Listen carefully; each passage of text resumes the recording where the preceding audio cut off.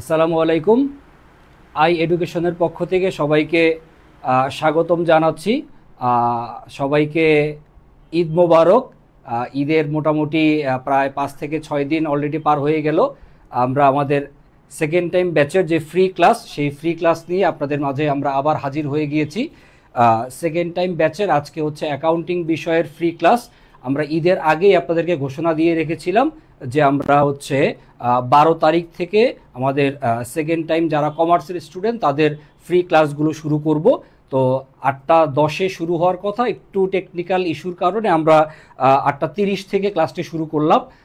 তো আমাদের স্টুডেন্ট যারা যে যেখানে আছেন, যারা এখনও গরুর গোস্ত নিয়ে কামড়াকামড়ি করতেছেন, দয়া করে গরুর গোস্ত কামড়াকামড়ি বাদ দিয়ে সরাসরি আসেন, ক্লাসে জয়েন হয়ে যান। আমরা আমাদের সেকেন্ড টাইম ব্যাচের যেই জার্নিটা ঈদের আগ থেকে আমাদের ফ্রি ক্লাস চলতেছিল, সেই ফ্রি ক্লাসটাই আমরা কন্টিনিউ করে নিয়ে যাচ্ছি। এবং 16 তারিখ থেকে আমাদের যে পেইড ব্যাচ, সেই পেইড ব্যাচের মূল ক্লাস শুরু হবে। তার আগে এই আজকে থেকেই মোটামুটি 16 তারিখ পর্যন্ত টানা আমাদের আরও কিছু ফ্রি ক্লাস চলবে।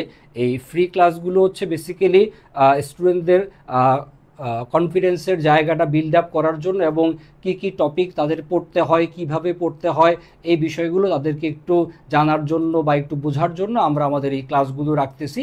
এবং এই ক্লাসগুলোতে আমরা যা শেখাচ্ছি আপনাদের, সেটার আরও ডিটেইল ভার্সন আমরা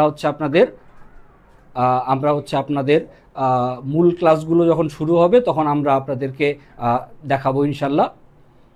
তো যারা যারা জয়েন হচ্ছেন তারা একটু কমেন্ট করে যার যার নাম, পরিচয় বা কে কোথা থেকে দেখছেন একটু আমাকে জানাবেন। ঠিকমতো শুনতে পাচ্ছেন কিনা, দেখতে পাচ্ছেন কিনা সেটাও একটু জানাবেন। যেহেতু ঈদের বন্ধ ছিল, ঈদের বন্ধের সময়টাতে টোটাল সেট আপগুলো যেহেতু বন্ধ ছিল, আজকেই মোটামুটি এই ক্লাসের মাধ্যমেই আমরা শুরু করেছি। তো যদি কোনো টেকনিক্যাল ইস্যু থাকে সেটা আপনারা আমাদেরকে একটু জানাবেন কমেন্ট করে, ঠিকমতো শুনতে পাচ্ছেন কিনা বা দেখতে পাচ্ছেন কিনা ইত্যাদি বিষয়গুলো। আর আমাদের কমার্সের স্টুডেন্ট যারা যে যেখানে আছেন, হ্যাঁ, একজন সালাম জানাইছেন, নাম হচ্ছে তাসনিম আক্তার। ওয়ালাইকুম সালাম তাসনিম আক্তার, আপনার জন্য ঈদের শুভেচ্ছা। এবং আপনার আরও যারা বন্ধুবান্ধব আছে তাদেরকে একটু মেনশন করে দেন, আমরা খুব দ্রুতই ক্লাস শুরু করব। হ্যাঁ, জান্নাত চলে আসছেন, সালাম দিচ্ছেন, ওয়ালাইকুম সালাম। যারা পরবর্তীতে এই ক্লাসটি দেখবেন তাদের সবাইকে স্বাগত জানিয়ে আমি আমার মূল ক্লাস শুরু করি। কেমন আছেন স্যার? হ্যাঁ, আলহামদুলিল্লাহ খুব ভালো আছি, আশা করি আপনারাও সবাই ভালো আছেন। তা আমরা আমাদের মূল ক্লাস শুরু করি। ঈদ মোবারক জানাচ্ছেন, ঈদ মোবারক জানাইলে বাসি ঈদ মোবারক। ওকে, আপনাদের সবার জন্য ঈদের শুভেচ্ছা থাকলো। ওকে ওকে ফাইন, হ্যাঁ হ্যাঁ, সব ঠিকঠাক আছে।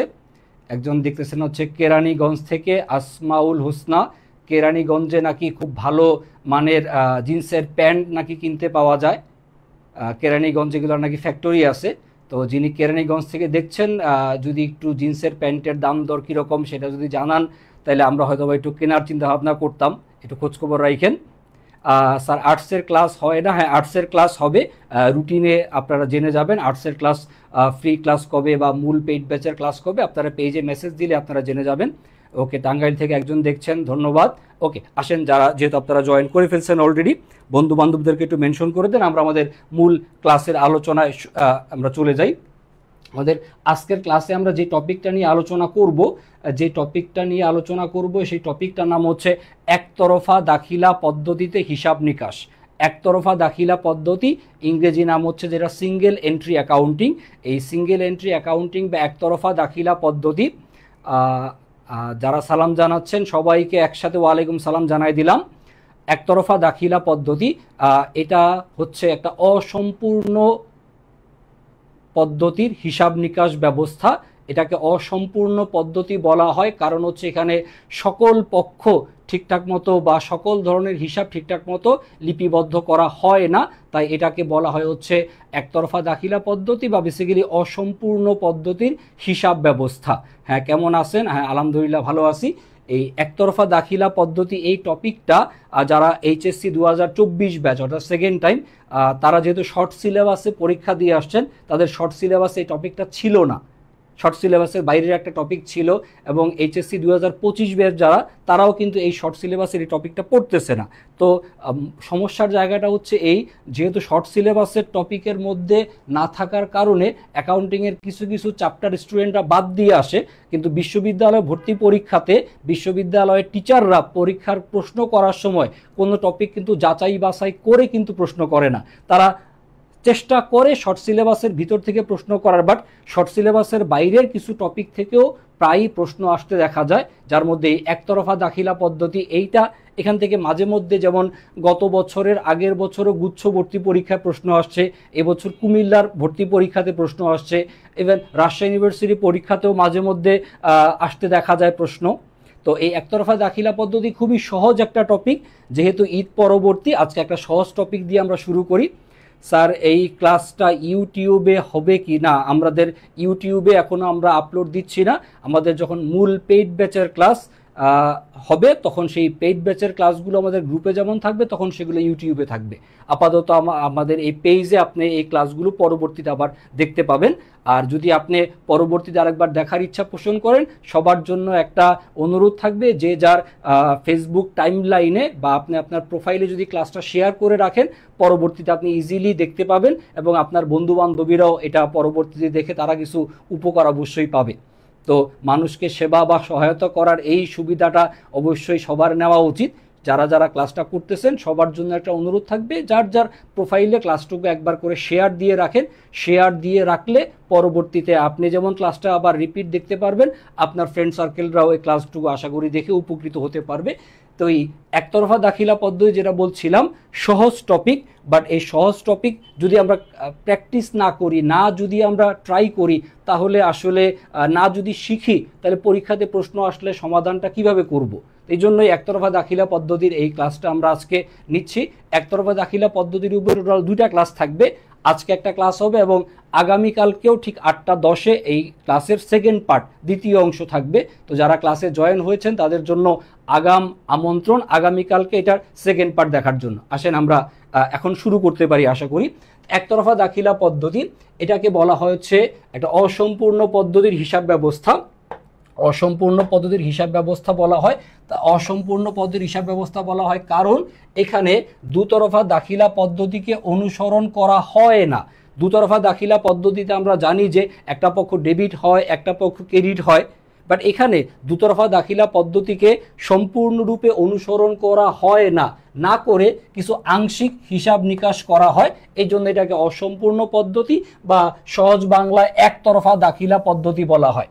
অর্থাৎ দুতরফা দাখিলা পদ্ধতির যে নিয়ম কানুন পূর্ণাঙ্গভাবে এখানে এটা ব্যবহার করা হয় না, তাই এটা একটা অসম্পূর্ণ পদ্ধতি বা একতরফা দাখিলা পদ্ধতি।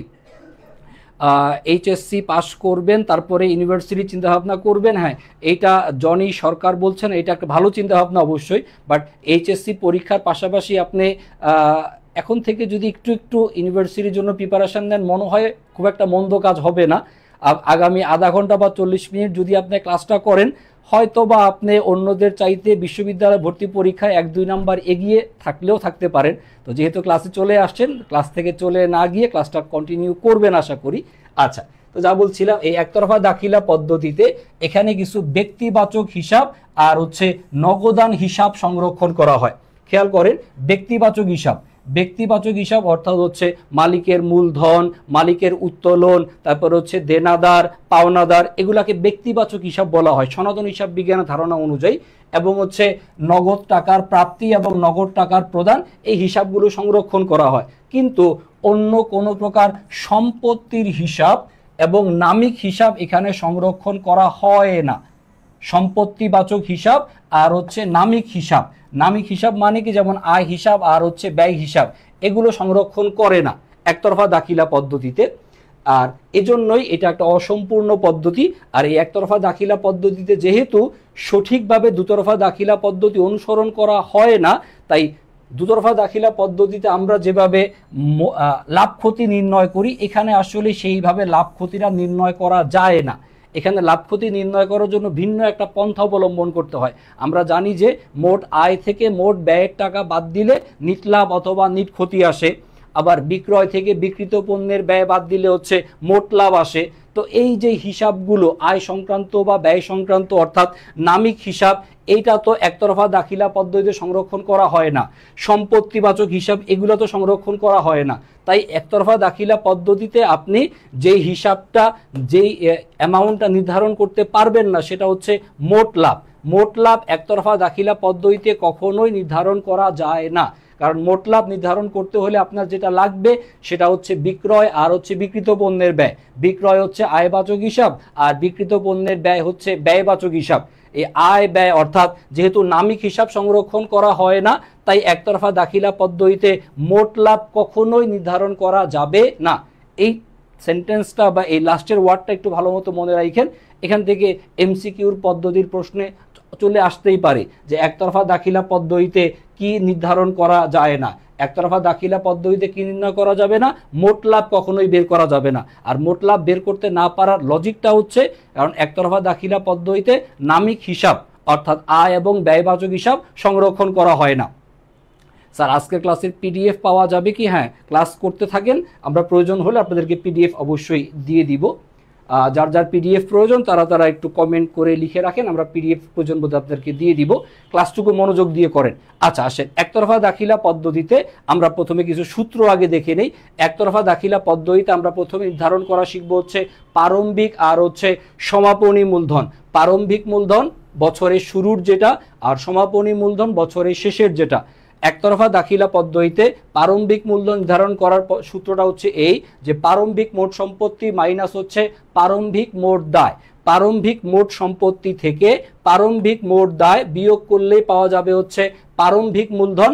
একই রকম ভাবে সমাপনী মোট সম্পত্তি থেকে সমাপনী মোট দায় বাদ দিলে আসবে হচ্ছে সমাপনী মূলধন। তাহলে প্রারম্ভিক সম্পদ থেকে প্রারম্ভিক দায় বাদ দিয়ে পাবো আমরা প্রারম্ভিক মূলধন, সমাপনী সম্পদ থেকে সমাপনী দায় বাদ দিয়ে পাবো হচ্ছে আমরা সমাপনী মূলধন।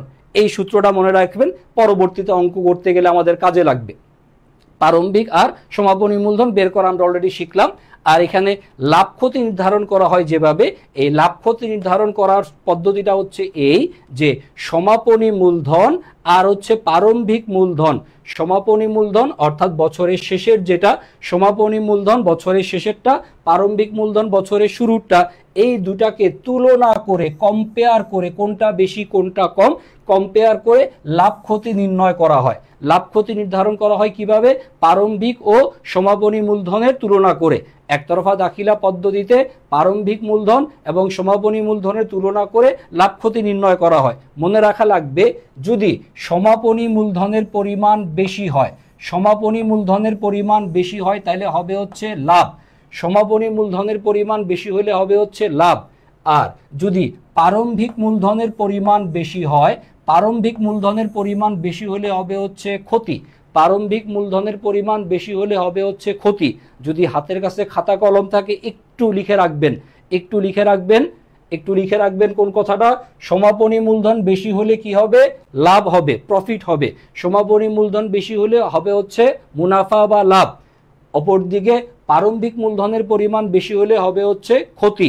প্রারম্ভিক মূলধন বেশি হলে হবে ক্ষতি আর সমাপনী মূলধন বেশি হলে হবে হচ্ছে লাভ। এইটা জাস্ট মনে রাখেন বা খাতার মধ্যে আপনি নোট ডাউন করে রাখেন। আমরা একটু পরেই যখন অঙ্ক করব তখন এই সূত্রগুলো বা এই থিওরিগুলো আমাদের বেশ ভালো মতোই কাজে লাগবে। আরেকবার একটু রিভিউ করে নেই আমরা, দেখেন আপনারা বুঝতে পারতেছেন কিনা। প্রারম্ভিক মূলধন কিভাবে আসবে?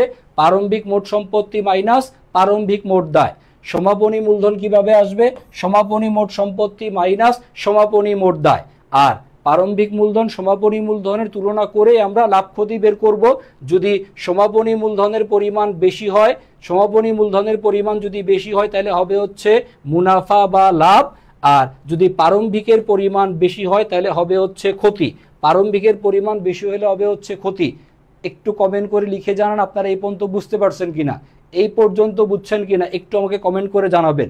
আরেকটা বিষয় আমরা একটু দেখাই, দেখেন স্লাইডে আমাদের লাস্ট লাইনে লিখে দেওয়া আছে যে এই যে একতরফা দাখিলা পদ্ধতির মধ্যে এই যে লাভ ক্ষতি নির্ণয় করার যেই নিয়ম কানুনটা আমরা দেখলাম যে প্রারম্ভিক মূলধন সমাপনী মূলধনের তুলনা করে লাভ ক্ষতি বের করা হচ্ছে, এইটার আইনগত স্বীকৃতি পাওয়া যায় হচ্ছে বিচারপতি লিন্ডন এর রায়ে। বিচারপতি একজন, তার নাম হচ্ছে লিন্ডন, উনি হচ্ছেন যুক্তরাজ্য, ইউকে, ইউনাইটেড কিংডম, যুক্তরাজ্য, লন্ডন। যুক্তরাজ্য বা লন্ডনের একজন বিচারপতি, যুক্তরাজ্য লন্ডন ইংল্যান্ড যেটাকে বলি আমরা, যে আমাদের ডক্টর ইউনূস সাহেব তারেক রহমানের সাথে দেখা করার জন্য যেই দেশে গেছেন সেই দেশটা কি?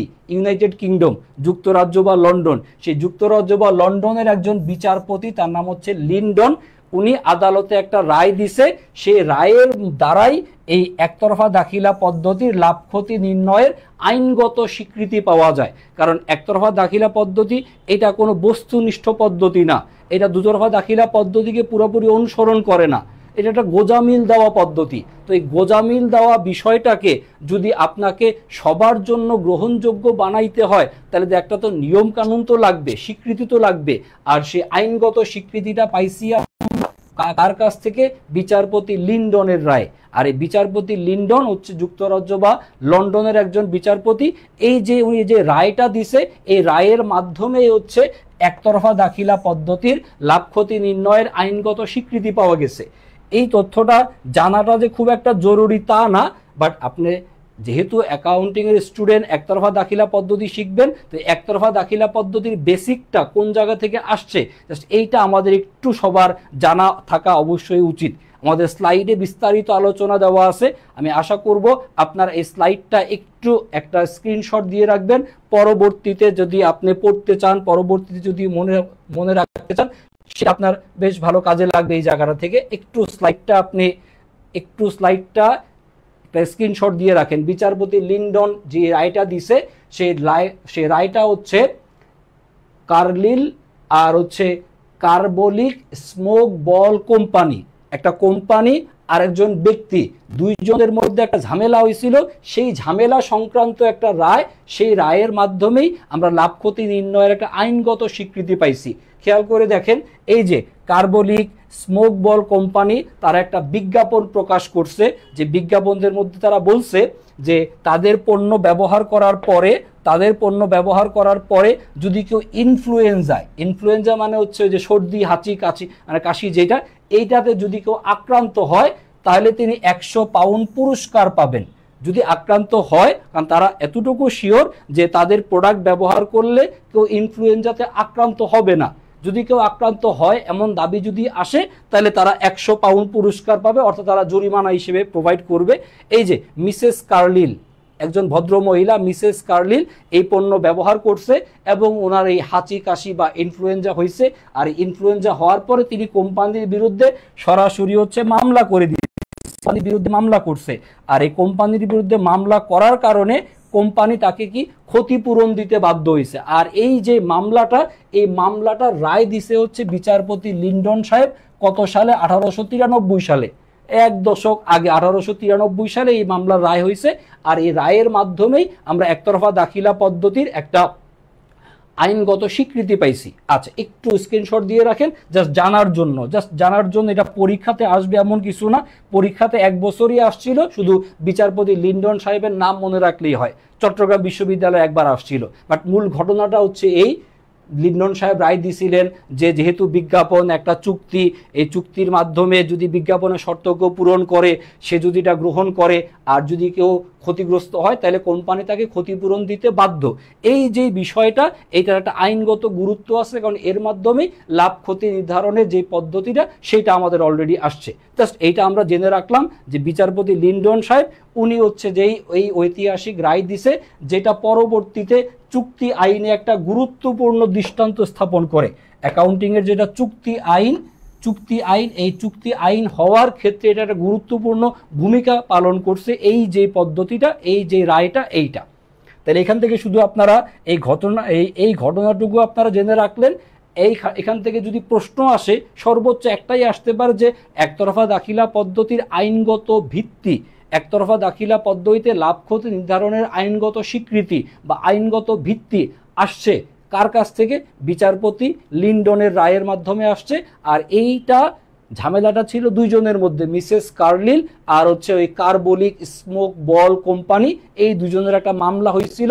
এটা রায় হয়েছিল 1893 সালে। সেখান থেকে আমরা একতরফা দাখিলা পদ্ধতির লাভ ক্ষতি নির্ধারণের একটা আইনগত স্বীকৃতি পাই, এবং যেটা পরবর্তীতে চুক্তি আইন হওয়ার ক্ষেত্রে একটা গুরুত্বপূর্ণ ভূমিকা পালন করে। এই হচ্ছে একটা ইতিহাস, আমরা জাস্ট জেনে রাখলাম। পরীক্ষায় আসবে কিনা জানি না, বাট অ্যাকাউন্টিং এর স্টুডেন্ট হিসেবে এতটুকু বেসিক আমাদের জানা উচিত। আসেন এবার মূল পড়াশোনায় আমরা চলে যাই। মূল পড়াশোনা হচ্ছে এইটা, এই যে ছকটা একটু দ্রুত স্ক্রিনশট তো নিবেনই, পাশাপাশি খাতা কলম থাকলে খাতা কলমের মধ্যে লেখেন। একতরফা দাখিলা পদ্ধতি থেকে লাভ ক্ষতি নির্ধারণ করার অঙ্কই পরীক্ষাতে আসে, আর একতরফা দাখিলা পদ্ধতিতে লাভ ক্ষতি নির্ধারণ করার জন্য আমরা যে ছকটা ব্যবহার করব এই সেই ছকের ফরম্যাটটা। এই ছকের মধ্যে বাম পাশে থাকবে হচ্ছে প্রারম্ভিক মূলধন, থাকবে হচ্ছে অতিরিক্ত মূলধন, আর ছকের ডান দিকে গেলে আপনি সমাপনী মূলধন আর হচ্ছে উত্তোলনের পরিমাণ। এটাকে ডেবিট ক্রেডিট আমরা বলাটা ভুল বলা হবে, বাম পাশ এবং ডান পাশ বলা ভালো, কারণ একতরফা দাখিলা পদ্ধতি দুতরফা দাখিলা পদ্ধতিকে অনুসরণ করে না। সো যেহেতু দুতরফা অনুসরণ করেন, এটাকে ডেবিট ক্রেডিট না বলে আমরা বাম পাশ বলবো আর হচ্ছে ডান পাশ বলবো। তাহলে আমাদের ছকের বাম পাশে থাকবে হচ্ছে প্রারম্ভিক মূলধন আর অতিরিক্ত মূলধন, আর ছকের ডান দিকে চলে যাবে কে, ছকের ডান দিকে থাকবে হচ্ছে সমাপনী মূলধন আর হচ্ছে উত্তোলনের পরিমাণ। আর দেন যোগ বিয়োগ করে দুই পাশ সমান হবে। যদি সমাপনী মূলধনের পাশটা বেশি হয় বা বড় হয়, সমাপনী মূলধনের পাশ বেশি বা বড় হলে হবে হচ্ছে আপনার এই যে মুনাফা বা লাভের পরিমাণ। আর যদি প্রারম্ভিক মূলধনের পরিমাণটা বেশি বা বড় হয় তাহলে আসবে হচ্ছে ক্ষতির পরিমাণ। লাভ বা মুনাফার টাকা আসবে হচ্ছে প্রারম্ভিক মূলধনের নিচে, আর ক্ষতির টাকা যাবে হচ্ছে সমাপনী মূলধনের নিচে। এই জাস্ট এই ছকটা একটু মনে রাখবেন। এইচএসসি 25 ব্যাচের ক্লাস অবশ্যই হবে। এইচএসসি 25 ব্যাচের গ্রুপে আমরা পোস্ট দিয়ে জানিয়ে দিব এইচএসসি 25 ব্যাচের ক্লাস কবে। এইচএসসি 25 ব্যাচের আপনাদের পরীক্ষার আগ পর্যন্ত টানা ক্লাস চলবে। ক্লাস হবে না মানে অবশ্যই ক্লাস হবে। ক্লাস করতে করতে আপনাদের সিলেবাস আমরা অবশ্যই শেষ করব। আপনাদের ব্যাচে রুটিন আপনারা আশা করি পেয়ে যাবেন। মনোযোগ দিয়ে দেখেন। তাহলে ছকের বাম পাশে থাকবে কে কে, প্রারম্ভিক মূলধন আর হচ্ছে কে অতিরিক্ত মূলধন। আর ছকের ডান পাশে থাকবে কে কে, সমাপনী মূলধন আর হচ্ছে উত্তোলন। ক্ষতির টাকা আসবে কোথায়, ক্ষতির টাকা আসবে হচ্ছে সমাপনী মূলধনের পাশে, আর মুনাফা বা লাভের টাকা আসবে কোথায়, প্রারম্ভিকের পাশে। যদি সমাপনীর পাশ বেশি হয় বা বড় হয় তাহলে হবে হচ্ছে লাভ, প্রারম্ভিকের পাশ বেশি হলে হবে হচ্ছে ক্ষতি। আশা করি আমি এই ছকটা আপনাদেরকে বুঝাইতে পারছি। আপনাদের প্রত্যেকের খাতায় লেখা হয়েছে কিনা বা স্ক্রিনশট নেওয়া হয়েছে কিনা একটু আমাকে কমেন্ট করে লিখে জানাবেন। ডান লিখে জানাইলেই হবে। যদি আপনার খাতায় লিখে থাকেন বেশি ভালো, অথবা স্ক্রিনশট দিয়ে রাখেন, কারণ এই ছকের মাধ্যমে আমরা আমাদের পরবর্তী যতগুলো অঙ্ক সব এই ছকের মাধ্যমে হবে। আপনারা সবাই এই ছকটা আপনাদের খাতার মধ্যে তুলে নিয়েছে কিনা একটু কমেন্টে ডান লিখে জানাবেন। একটু দ্রুত কমেন্টে ডান লিখে জানাবেন এটা আপনি ছবি তুলে রাখছেন কিনা বা খাতার মধ্যে লিখছেন কিনা। ছকের বাম পাশ আর হচ্ছে ডান পাশ। বাম পাশে প্রারম্ভিক মূলধন অতিরিক্ত মূলধন, আর ডান পাশে থাকবে সমাপনী মূলধন আর উত্তোলন। আরেকটু মনে করাই দেই আপনাদের, প্রারম্ভিক মূলধন কিভাবে আসে। প্রারম্ভিক সম্পদ থেকে প্রারম্ভিক দায় বাদ দিলে আসে প্রারম্ভিক মূলধন, আর সমাপনী সম্পদ থেকে সমাপনী দায় বাদ দিলে আসবে হচ্ছে সমাপনী মূলধন। সমাপনী মূলধন বেশি হলে হবে হচ্ছে লাভ, প্রারম্ভিক মূলধন বেশি হলে হবে হচ্ছে ক্ষতি। আশা করি বুঝতে পারার কথা, এই ছকটা যদি বুঝে থাকেন আসেন আমরা এই ছক থেকে অঙ্ক করা শুরু করি। আমাদের স্লাইডে যে অঙ্কটা দেওয়া আছে এইটা গুচ্ছভুক্ত বিশ্ববিদ্যালয়ের যে ভর্তি পরীক্ষা গত বছর যে পরীক্ষাটা হলো 2024, ঠিক তার আগের বছর 2023 সালের ভর্তি পরীক্ষার প্রশ্ন। এটা জিএসটি অর্থাৎ গুচ্ছতে এই সেম প্রশ্নটাই আসছিল। এই প্রশ্নটা ঢাকা বিশ্ববিদ্যালয়ে একবার আসছিল 1992 সালে। সেম জিনিসটা অনেক বছর পরে গুচ্ছতে এসে রিপিট হয়েছে। এরকম প্রশ্ন ভর্তি পরীক্ষায় চলে আসতেই পারে। কিভাবে সমাধান হবে একটু বোর্ডে মনোযোগ দিয়ে আমার সাথে সাথে দেখেন, এবং সম্ভব হলে যার যার খাতার মধ্যে অঙ্কটা তুলে নেন, অঙ্কটা খাতার মধ্যে তুলে রাখেন, আশা করি আপনার কাজে লাগবে। দেখেন কোশ্চেনে বলা আছে যে এবিসি কোম্পানি 1 জানুয়ারি 2020 মানে কি স্যার, প্রারম্ভিক। 1 জানুয়ারি 2020 মানে হচ্ছে প্রারম্ভিক দেওয়া আছে। তাহলে আমরা এই প্রারম্ভিক সম্পত্তির পরিমাণ এই জায়গায় সম্ভবত দেওয়া, প্রারম্ভিক সম্পত্তির পরিমাণ ছিল 1 লক্ষ টাকা আর দায় ছিল 50,000 টাকা। এই যে সম্পত্তির পরিমাণ দেওয়া আর হচ্ছে দায়ের পরিমাণ দেওয়া, এই দুইটা কোন তারিখের, এইটা হচ্ছে 1 জানুয়ারি 2020। একটু মনোযোগ দিয়ে প্রশ্নটা বুঝেন, প্রথম অঙ্কটা একটু মনোযোগ দিয়ে বুঝেন। প্রারম্ভিক সম্পত্তির পরিমাণ 1,00,000 আর প্রারম্ভিক দায়ের পরিমাণ হচ্ছে 50,000। আমরা শিখছি প্রারম্ভিক সম্পত্তি থেকে প্রারম্ভিক দায় বাদ দিলেই আসবে হচ্ছে আমাদের প্রারম্ভিক মূলধনের পরিমাণ। আমি অঙ্ক অলরেডি স্টার্ট করে দিছি, আপনারা আমার সাথে সাথে খাতার মধ্যে তুলেন, আপনারাও খাতার মধ্যে তুলে নেন। তাহলে আমরা বের করব প্রথমে প্রারম্ভিক মূলধন। প্রারম্ভিক মূলধন আসবে এইভাবে, প্রারম্ভিক সম্পত্তির পরিমাণ দেওয়া হচ্ছে 1,00,000 আর এখান থেকে মাইনাস হবে হচ্ছে প্রারম্ভিক দায়ের পরিমাণ 50,000, বিয়োগ করলে আমরা পাবো প্রারম্ভিক মূলধনের পরিমাণ 1,00,000 থেকে 50,000 বাদ দিলে আসবে হচ্ছে 50,000 টাকা। প্রারম্ভিক সম্পত্তি থেকে প্রারম্ভিক দায় বাদ দিয়ে, প্রারম্ভিক সম্পত্তি থেকে আমরা বাদ দিছি হচ্ছে প্রারম্ভিক দায়। আবার একটু লিখে দিচ্ছি, মনোযোগ দিয়ে খেয়াল করেন, প্রারম্ভিক সম্পত্তি থেকে প্রারম্ভিক দায়কে বাদ দিয়ে পাওয়া গেছে প্রারম্ভিক মূলধন। তারপর আবার খেয়াল করেন 31শে ডিসেম্বর 2020, 31শে ডিসেম্বর 2020, 31শে ডিসেম্বর 2020 মানে কি? 31শে ডিসেম্বর 2020 মানে হচ্ছে সমাপনী। 31শে ডিসেম্বর 2020 মানে হচ্ছে সমাপনীর পরিমাণ দেওয়া আছে। খেয়াল করেন সমাপনী তারিখে 1,30,000 টাকার সম্পত্তি আর 34,000 টাকার দায় ছিল। 31শে ডিসেম্বর 2020 মানে হচ্ছে সমাপনী, সমাপনী সম্পত্তি 1,30,000, সমাপনী দায় 34,000। আশা করি বুঝতেছেন। আসেন এখান থেকে আমরা এবার যেটা বের করব সেটা হচ্ছে সমাপনী মূলধন। আমার সাথে সাথে একটু দ্রুত খাতার মধ্যে লিখে নেন। সমাপনী মূলধনের পরিমাণ বের করতেছি। সমাপনী মূলধনের পরিমাণ সমাপনী সম্পত্তি 1,30,000 মাইনাস সমাপনী দায়ের পরিমাণ দেওয়া অঙ্কে 34,000। 1,30,000 টাকা সমাপনী সম্পত্তি, 34,000 টাকা সমাপনী দায়। একটু দ্রুত বিয়োগ ফল কত হয় আমাকে বলেন। 1,30,000 থেকে 34,000 বাদ দেই। 1,30,000 থেকে 34,000 টাকা যদি আপনি বাদ দেন কত আসে? আসবে হচ্ছে 96,000 টাকা। সমাপনী মূলধনের পরিমাণ হবে হচ্ছে 96,000 টাকা। প্রারম্ভিক মূলধন ছিল 50, সমাপনী হচ্ছে 96। একটু খেয়াল করেন প্রতিষ্ঠানে কত টাকা মুনাফা অর্জন করছে, মুনাফার পরিমাণ বের করতে বলা আছে। মুনাফা বা লাভের পরিমাণ বের করতে বলছে। আমরা শিখছিলাম প্রারম্ভিক মূলধন আর সমাপনী মূলধনকে তুলনা করে আমরা লাভ ক্ষতির পরিমাণ বের করব। আমাদের সমাপনী মূলধনের পরিমাণ হচ্ছে 96,000 আর প্রারম্ভিক মূলধনের পরিমাণ হচ্ছে 50,000। সমাপনী 96, প্রারম্ভিক 50, কোনটা বেশি? বেশি কোনটা? সমাপনী। সমাপনী বেশি হলে কি হবে? মুনাফা হবে বা লাভ হবে। আসেন আমরা মুনাফার পরিমাণ বের করি। মুনাফার পরিমাণ বের করবেন এইভাবে, 96,000 টাকা হলো সমাপনী মাইনাস প্রারম্ভিক হচ্ছে 50,000 টাকা। তাহলে 96,000 থেকে 50,000 টাকা যদি বাদ দেই তাহলে মুনাফা বা লাভের পরিমাণ হবে হচ্ছে 46,000 টাকা। মুনাফা বা লাভের পরিমাণ উত্তর হবে হচ্ছে 46,000 টাকা। লাভের পরিমাণ হবে হচ্ছে 46,000 টাকা। অনেকে অ্যান্সার লিখতেছেন, thank you very much, thank you very much. অঙ্কটা খাতায় করছেন কিনা সেটা ইম্পর্টেন্ট। অঙ্কটা খাতায় করছেন কিনা সেটা লিখে জানাবেন এবং প্রত্যেকের উত্তর মিলছে কিনা টাকা একটু কমেন্ট করে জানাবেন। অঙ্কটা বুঝছেন কিনা সেটাও জানাবেন। প্রারম্ভিক সম্পদ থেকে প্রারম্ভিক দায় বাদ দিয়ে বের করছিলাম প্রারম্ভিক মূলধন, সমাপনী সম্পদ থেকে সমাপনী দায় বাদ দিয়ে বের করছি সমাপনী মূলধন। যেহেতু সমাপনী বেশি তাহলে হবে হচ্ছে লাভ। সমাপনী থেকে প্রারম্ভিক মূলধন বিয়োগ করে মুনাফা বা লাভের পরিমাণ হবে হচ্ছে 46,000 টাকা। আশা করি অঙ্ক বুঝতে পারছেন। আশা করি অঙ্ক বুঝতে পারছেন। না বুঝলে আমাকে জানাবেন অবশ্যই। আশা করি বুঝতে পারার কথা। ওকে, আসেন পরবর্তী অঙ্কে চলে যাই।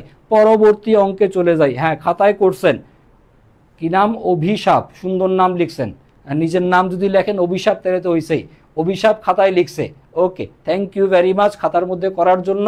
আপনার নামটা একটু চেঞ্জ করে নিয়েন। আসেন পরবর্তী কোশ্চেন দেখেন।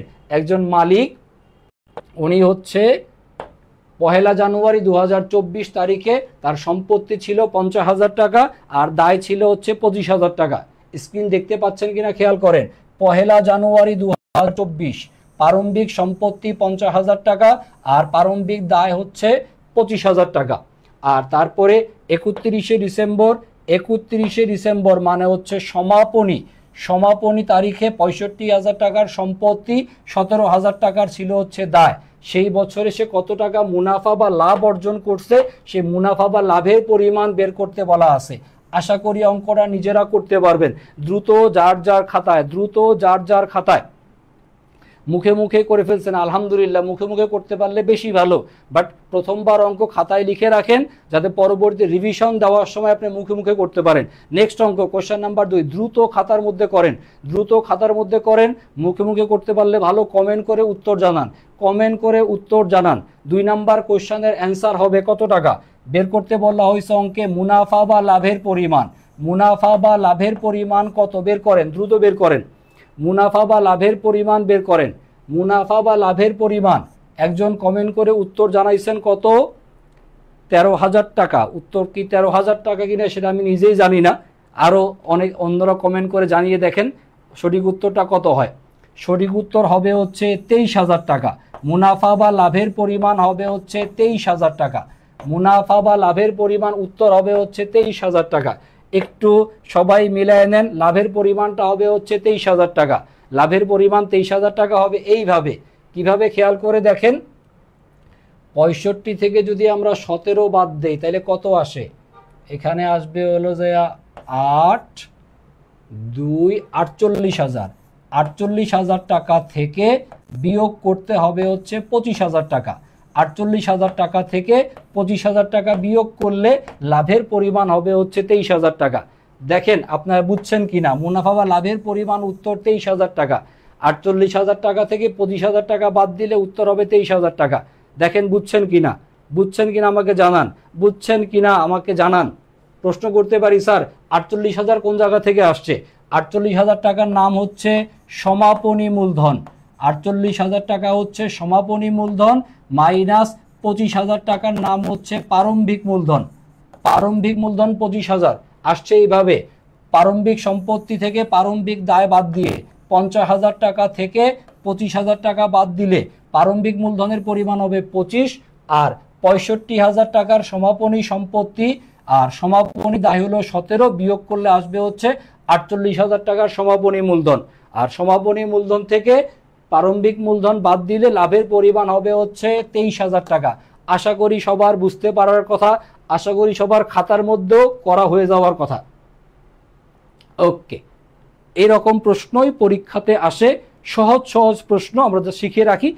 একটু কঠিন টাইপের প্রশ্ন আসতে পারে, সেটা আমরা ধীরে ধীরে দেখব। একটু মনোযোগ দেন, মনোযোগ দিয়ে দেখেন। অভিশাপ লিখছেন হচ্ছে আপনার নাম এরকম, নাম আসলে নামের গুণেই বরকত। সুতরাং নিজের নামটা যত আপনি পজিটিভ মাইন্ডেড নাম রাখবেন তত মনে হয় আপনার জন্য ভালো হয়।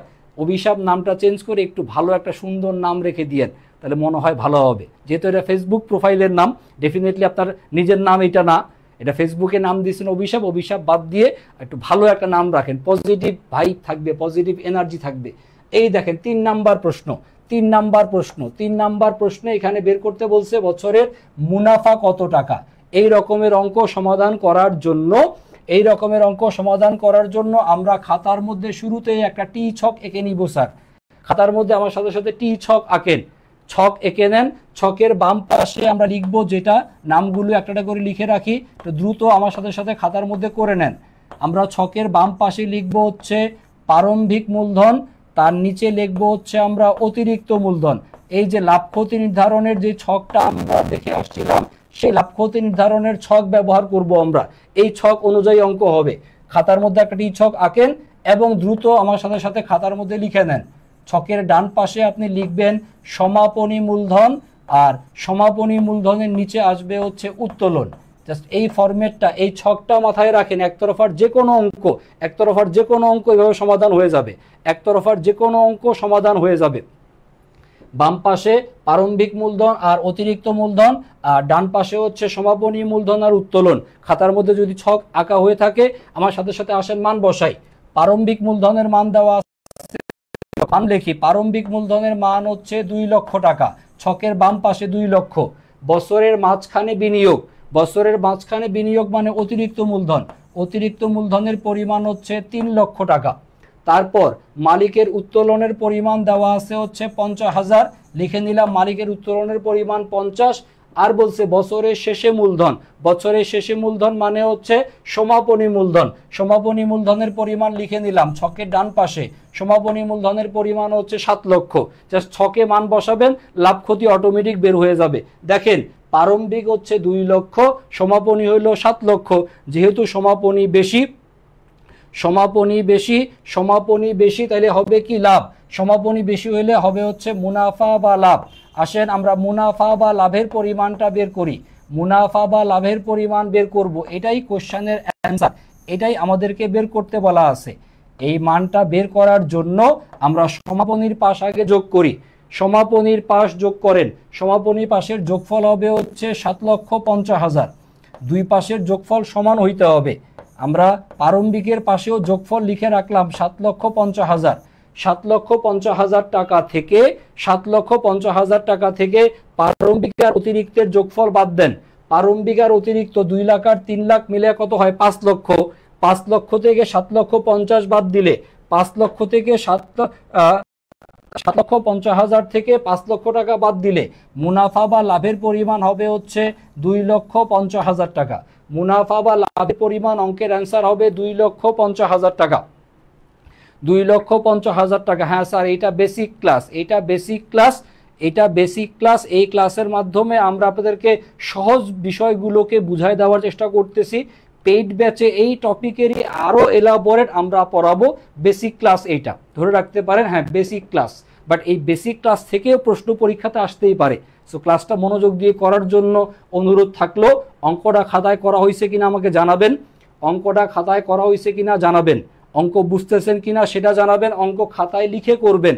অনেকে আছেন অঙ্ক সহজ মুখে মুখে করে ফেলতেই স্যার মুখে মুখে আপনি করেন, সেটা রিভিশন দেওয়ার সময় মুখে মুখে করবেন, অবশ্যই রিভিশন দেওয়ার সময়। আপনি একজন সেকেন্ড টাইমার, আপনি খাতার মধ্যে প্রথমবার একটা বার খাতার মধ্যে লিখে করেন।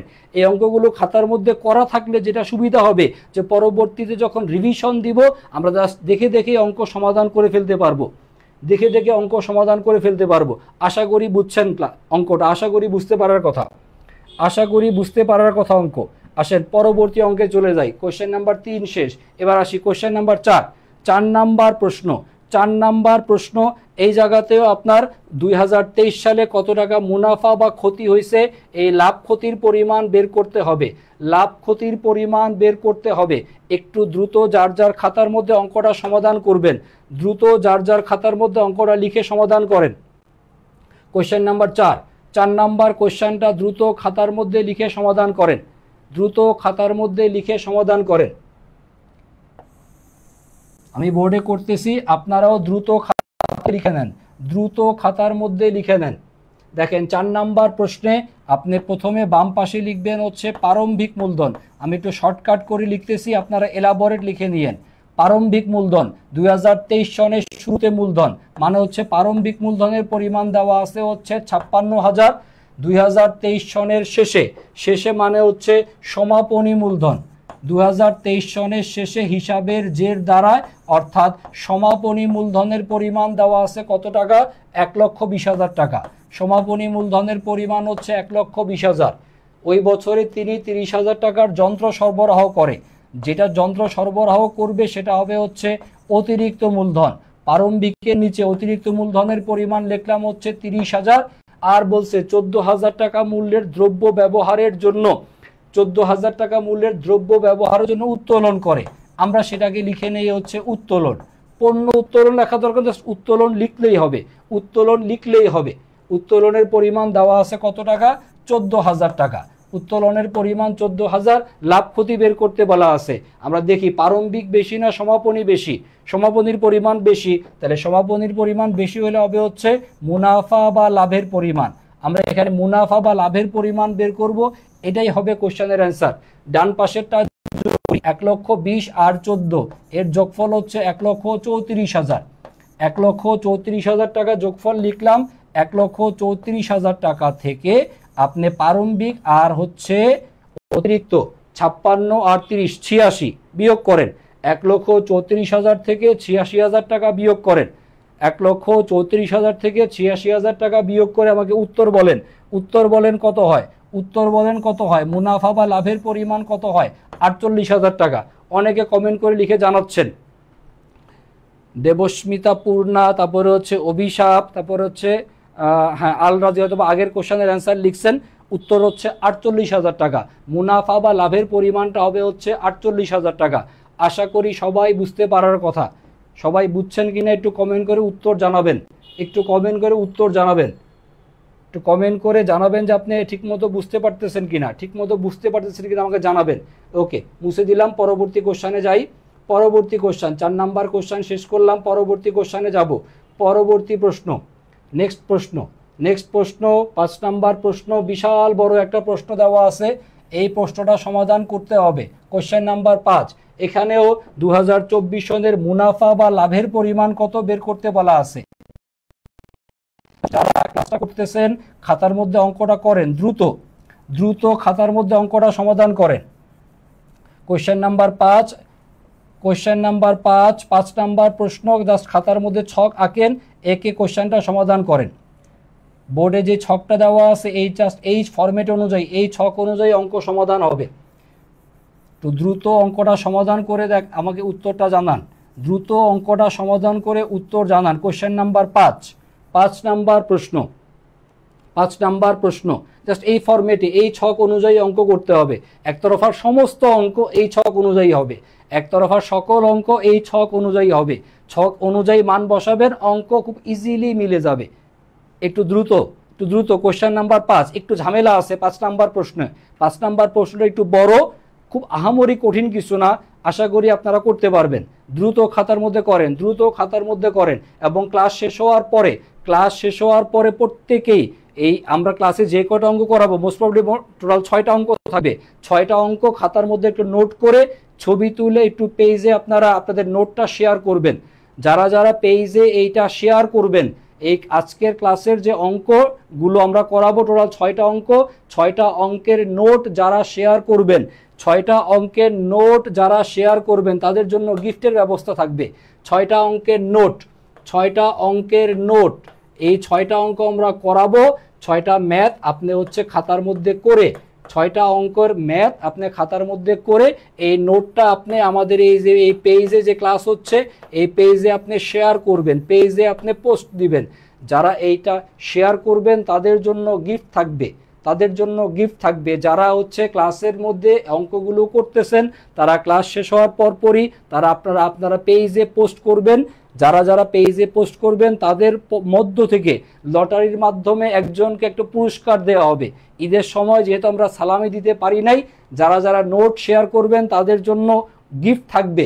গিফট থাকবে কত টাকা আমি এখনই বলে রাখতেছি, 100 টাকা পাবেন, 100 টাকা পাবেন, 100 টাকা। চাইলে আপনার বিকাশ নাম্বার দিলে বিকাশে সেন্ড করে দিব, নগদ বললে নগদে সেন্ড করে দিব, খরচ সহকারে দিব, কোনো সমস্যা নাই।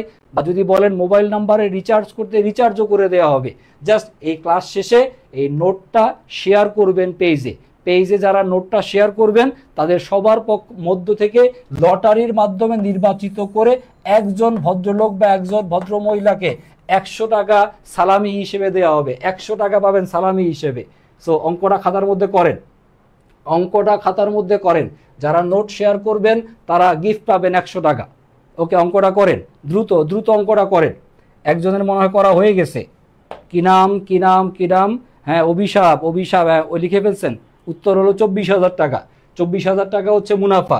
কিভাবে করলো আসেন আমরা সবাই মিলে করি। দেখেন অঙ্কের মধ্যে বলছে 1/1/2024 মানে হচ্ছে প্রারম্ভিক, প্রারম্ভিক স্থায়ী সম্পত্তি দেওয়া আছে, চলতি সম্পত্তি দেওয়া আছে। প্রারম্ভিক স্থায়ী সম্পত্তি আর হচ্ছে প্রারম্ভিক চলতি সম্পত্তি, এই দুইটা হবে হচ্ছে যোগ। 25,000 টাকা আর হচ্ছে 54,000 টাকা, এই দুইটা যোগ। আর এখান থেকে মোট দায়ের টাকাকে আপনি বিয়োগ করবেন বা বাদ দিবেন। মোট দায়ের টাকাকে বিয়োগ বা বাদ, প্রারম্ভিক সম্পত্তি থেকে প্রারম্ভিক দায় বাদ দিয়ে পাবেন আপনি হচ্ছে প্রারম্ভিক মূলধন। প্রারম্ভিক মূলধনের পরিমাণটা হবে হচ্ছে 56,000 টাকা। প্রারম্ভিক মূলধনের পরিমাণ হবে 56,000 টাকা। প্রারম্ভিক স্থায়ী সম্পত্তি আর চলতি সম্পত্তি দুইটা যোগ আর মোট দায়ের টাকাকে বিয়োগ করে আমরা পাবো 56,000 টাকা প্রারম্ভিক মূলধন। একই নিয়মে 31/12/2024 মানে সমাপনী স্থায়ী সম্পত্তি হচ্ছে 30,000, চলতি সম্পত্তি হচ্ছে 77। 30 আর 77 যোগ করলে হয় কত, 1,07,000। আর এখান থেকে বাদ যাবে হচ্ছে মোট দায়ের টাকা 32,000 টাকা বাদ যাবে। 32,000 টাকা বাদ গেলে আপনার সমাপনী মূলধনের পরিমাণ হবে হচ্ছে 75,000 টাকা। সমাপনী মূলধনের পরিমাণ হবে হচ্ছে 75,000 টাকা। সমাপনী মূলধনের পরিমাণ হবে হচ্ছে ৭৫,০০০, আর ৬,০০০ টাকা নতুন মূলধন বিনিয়োগ করে, মানে অতিরিক্ত মূলধন হচ্ছে ৬,০০০, আর ব্যবসা থেকে ১১,০০০ টাকা উত্তোলন করে, উত্তোলনের পরিমাণ ১১,০০০ টাকা। আপনাকে মুনাফা বা লাভের পরিমাণ বের করতে হবে। মুনাফা বা লাভের পরিমাণ আসবে এইভাবে, যোগ বিয়োগ করেন। ৭৫ আর ১১ যোগফল হবে কত? ৮৬,০০০। ৮৬,০০০ টাকা থেকে বাদ যাবে, ৮৬,০০০ টাকা থেকে বাদ যাবে কত? ৮৬,০০০ টাকা থেকে বাদ যাবে হচ্ছে ৬২,০০০ টাকা। ৮৬ থেকে ৬২,০০০ টাকা বাদ যাবে, ৮৬ থেকে ৬২,০০০ বাদ যাবে, ৮৬,০০০ থেকে ৬২,০০০ টাকা বাদ গেলে মুনাফা বা লাভের পরিমাণ হবে হচ্ছে ২৪,০০০। মুনাফা বা লাভের পরিমাণ হবে হচ্ছে ২৪,০০০ টাকা। লাভের পরিমাণ হবে হচ্ছে ২৪,০০০। মুনাফা বা লাভের পরিমাণ হবে ২৪,০০০ টাকা। প্রারম্ভিক সম্পদ থেকে প্রারম্ভিক দায় বাদ দিয়ে প্রারম্ভিক মূলধন করবেন। সমাপনী সম্পদ থেকে সমাপনী দায় বাদ দিয়ে পাবেন সমাপনী মূলধন। সমাপনী আর উত্তোলন যোগ প্রারম্ভিক আর অতিরিক্ত বিয়োগ, অ্যান্সার হবে হচ্ছে মুনাফা হবে ২৪,০০০ টাকা। মুনাফার পরিমাণ উত্তর হবে হচ্ছে ২৪,০০০। বোর্ডে অঙ্ক করে দেওয়া আছে, যারা যদি উত্তর ভুল হয়, স্বর্ণা দাস ৪৭,০০০ লিখছেন না, সঠিক উত্তর ২৪,০০০ হবে, একটু মিলায় নেন।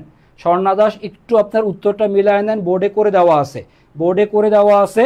যারা যারা উত্তর লিখছেন, তারেক লিখছেন, অভিশাপ লিখছেন, হ্যাঁ থ্যাংক ইউ ভেরি মাচ। অঙ্কটা খাতার মধ্যে করে ফেলবেন এবং ক্লাস শেষ হওয়ার পরপরই নোটটা আশা করি আপনারা শেয়ার করবেন আমাদের পেজে শেয়ার করলে ১০০ টাকা পাবেন পুরস্কার, ঈদ সালামি হিসেবে পাবেন ১০০ টাকা পুরস্কার। ওকে, আজকের ক্লাসের শেষ অঙ্ক, আজকের ক্লাসের শেষ অঙ্ক কোশ্চেন নাম্বার ৬। দ্রুত আমরা আসের সমাধান করে ফেলি। কোশ্চেন নাম্বার ৬, এখানেও লাভ ক্ষতির পরিমাণ বের করতে বলছে। শুরুতেই আমরা বের করে নেই প্রারম্ভিক মূলধনের পরিমাণ। শুরুতে আমরা করব হচ্ছে প্রারম্ভিক মূলধন, আমার সাথে সাথে করেন। প্রারম্ভিক মূলধন আসবে এইভাবে, একটা ব্যবসায়িক প্রতিষ্ঠানের শুরুতে সম্পত্তি দেওয়া আর হচ্ছে দায় দেওয়া বিয়োগ করি, ৩ লক্ষ আর হচ্ছে ১ লক্ষ বিয়োগ করি, ৩ লক্ষ থেকে ১ লক্ষ বিয়োগ করে প্রারম্ভিক মূলধনের পরিমাণ হবে হচ্ছে ২ লক্ষ টাকা।